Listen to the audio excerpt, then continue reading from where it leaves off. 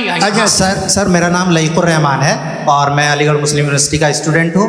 और जहाँ तक मुझे पता है कि sir you are also product of Aligarh Muslim University. मैं भी उसी चमन का बुलबुल। हाँ सर, तो बहुत खुशी हुई मुझे जान करके कि मैं आपसे मिलूंगा। सवाल सर मेरा सवाल ये है, सर सैयद अली रहमा का नज़रिया ये था कि खुदा के वजूद को अक़ल के दायरे में रह कर के तलाश करना, न कि पूरी तौर से उसका इनकार कर देना।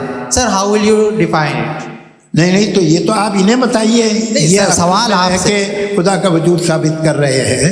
नहीं तो सर आपने इनकार कर रखा है, इस वजह से मेरा क्वेश्चन उन्होंने यही सर एक सेकंड सर सैयद ने यही कहा ना कि अक्ल से आप खुदा के वजूद को साबित नहीं कर सकते, यही कहा ना भाई। वो उन्होंने कहा कर सकते हैं और वो कर दिया गया आज। वो फोन तलाश करना या साबित करना अक्ल से नहीं हो सकता। सर अरे सवाल तो सुन लीजिए जी। अक्ल से नहीं हो सकता है, यही कहा ना आपने। अक्ल से हो सकता है। अरे वो यही कह रहे हैं भाई, आप बता रहे हो सकता है, वो तो कुछ और। आप अगर सर देखो नौजवान फोन ले लो, वो इतनी कमाल की यूनिवर्सिटी है। अरे भाई दे दो ना जरा, एक मिनट दे दो भाई, मेरी बात सुनो, माइक पे बोलो ताकि जो लाखों लोग देख रहे हैं। माइक दे दो ना। अरे देंगे ना माइक, तुम ठहरो तो। हाँ सर मेरा सवाल ये था कि सर सैयद अली रहमा का एक नज़रिया था अपना कि खुदा का जो वजूद है उसको अक़ल के दायरे में रह करके तलाश करना है, न कि पूरे तौर से इनकार कर देना है। ये उनका कॉन्सेप्ट था। लेकिन मेरा सवाल ये है कि आप इसको कैसे डिफाइन करते हैं, एक्सप्लेन कैसे करेंगे, मैं आपसे जानना चाहता हूँ, क्योंकि you are the product of Aligarh Muslim University. मुझे अक़ल के दायरे में रख के मैंने बहुत तलाश की, मुझे मिला नहीं। हाँ ये इधर वो चश्मा लगाए, हाँ उनको दे दो। जी फटाफट पूछिए, 5 मिनट है, 5 मिनट में खत्म हो रहा है। हाँ अस्सलाम वालेकुम मुफ्ती साहब। एंड मेरा सवाल जावेद अख्तर साहब से। क्या नाम है आपका? अरे भैया मुझे पूछ रहे हो। फैज पूछिए फैज साहब। तो मेरा सवाल ये है कि अभी जो एथियस्ट है वो problem of evil argument use कर रहे हैं अगेंस्ट मुस्लिम्स, राइट? कि इस दुनिया में इतना सारा ईवल है और अगेंस्ट मुस्लिम तो यहाँ अगेंस्ट थियस्ट। हाँ थोड़ा सा करेक्ट कर लीजिए भाई, पूरी मशक्कत ही इसी बात की थी, इसी एक मजहब पे बात न टिके जी। तो बेसिकली ये आर्ग्यूमेंट ऐसा है कि इस दुनिया में इतना ज़्यादा ईवल एग्जिस्ट करता है और अगर एक ऑल गुड गॉड है तो वो रोकता क्यों नहीं?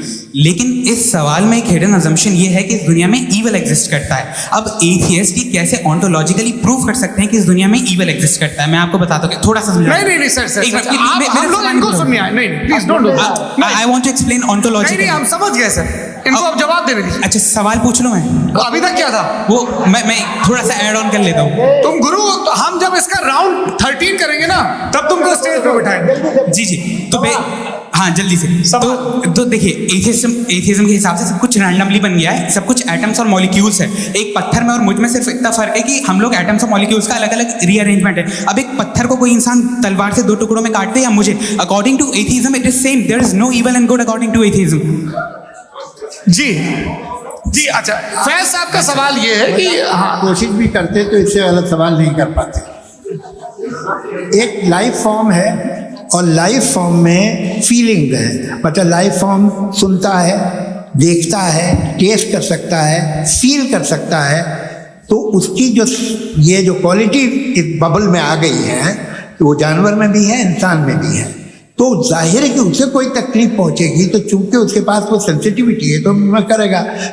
पत्थर में वो सेंसिटिविटी नहीं है। तो ये क्या सवाल हुआ कि अगर पत्थर को काटा तो पत्थर को तकलीफ नहीं होती, तो आपको काटे तो आपको क्यों तकलीफ हो? बैठ जाए जी। हाँ अगला सवाल, हाँ पूछिए जी। जावेद अख्तर साहब। अरे भैया सब आप लोग मुफ्ती साहब को छोड़ रहे हैं, तो मेरे ही पीछे पड़े हैं क्या? फिर चलो बोलो भाई। You asked how God can exist when children die in Gaza. You asked how God can exist when children die in Gaza, and you also mentioned the rise of atheism in Europe. But the same events also are leading many atheists and non-believers to turn towards faith. How do you interpret this contradiction, where suffering pushes some away from God, yet brings others closer to belief? आपको एक बात बताऊं, दुनिया perfect तो कहीं भी नहीं है, हर जगह कुछ खामियां हैं। बेटा एक मिनट, मैं आप ही को कहेंगे, देखो वो तो कुछ खामियां, कमजोरियां, खराबियां सब जगह है।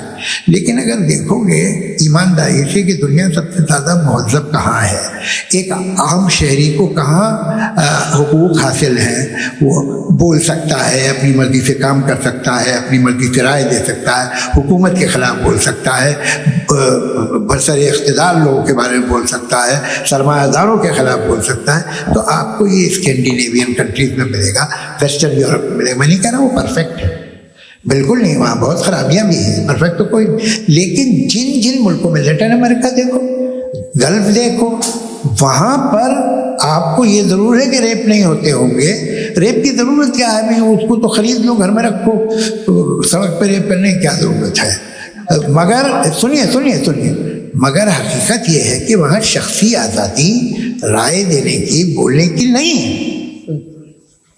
जी, ये एक आखिरी सवाल मुफ्ती साहब से। हाँ मैम, इनको माइक दीजिए।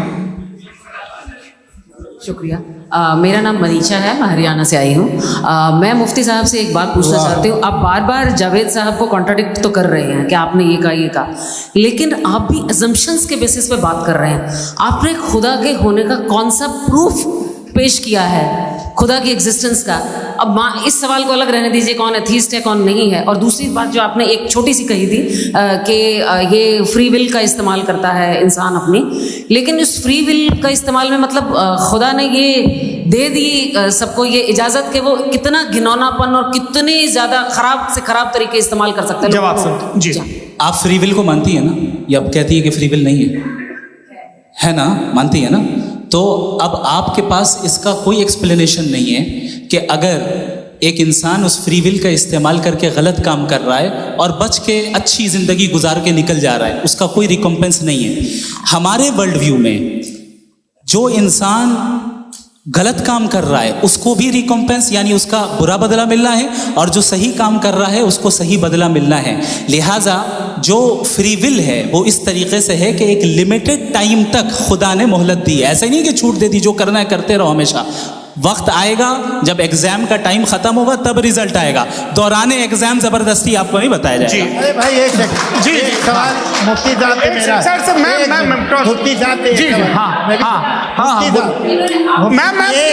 रुक जाइए, आपसे फोन, आप इसके बाद आपसे यही रहेंगे वो। हाँ बोलिए। मैं मुफ्ती साहब एक ही सवाल करता हूँ कि अगर जो हो रहा है फ्री विल से हो रहा है और एक दिन बरोज़ क़यामत इंसाफ होगा मैशर में वगैरह वगैरह, तो दुआ क्यों मांगते हैं लोग?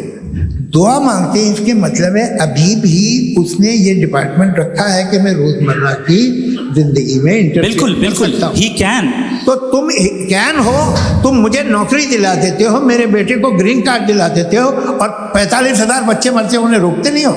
नहीं तो क्या आप ये कह रहे हैं कि इस दुनिया में जालिमों को कभी पकड़ ही नहीं होती है? अरे जो भी पकड़ होगी वो बच्चे रोते हैं। बिल्कुल, देखिए मैंने अपने ओपनिंग स्टेटमेंट में यही कहा था कि जनाब जावेद साहब सिर्फ emotional argument, this is an emotional argument. ये छोटे मोटे इसके पीछे का रीजन मैंने बताया क्या है, इसके पीछे का विजडम क्या है मैंने बताया। मंच से आप लोगों को सज्जनों इसलिए कह रहा हूं ताकि थोड़ा सा आपके कॉन्शियंस पे जोर रहे कि आपको ऑर्डर बचा के रखना है। वक्त तय हुआ था, ये वक्त पूरा हुआ, आपने इतने धैर्यपूर्वक सुना, मैं आप सबका बहुत बहुत शुक्रगुजार हूं। यदि इन दोनों विद्वानों की इच्छा होगी तो कभी हम इस बातचीत का राउंड 2, राउंड 3, यही तो देखिए खूबी है इंसान की कि बहस मुबाहसे में वो पड़ा रहता है।